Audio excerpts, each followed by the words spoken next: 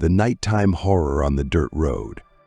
The cold autumn wind howled through the bare branches of the trees as I drove from the cottage through the dark forest. The headlights of my old Opel barely cut through the thick darkness, and the damp air was filled with the smell of wet earth and fallen leaves.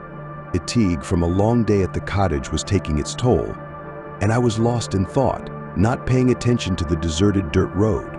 Suddenly, on the side of the road, two silhouettes appeared, clearly outlined against the backdrop of the dark forest. They were a white dove and a black cat, sitting motionless, as if frozen in time.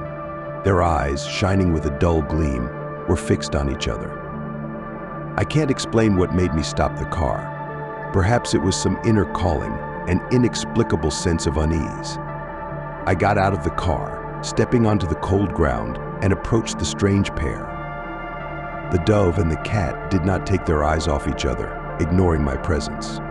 In their gazes, there was some incomprehensible hostility, tension, which caused goosebumps to run down my skin. Suddenly, in an instant, their heads turned synchronously, and I felt a cold gaze pierce me through. Their eyes, once shining with a dull gleam, now burned with fury, as if darkness itself had settled in them. I stepped back, stumbling over stones, unable to take my eyes off this horrific sight.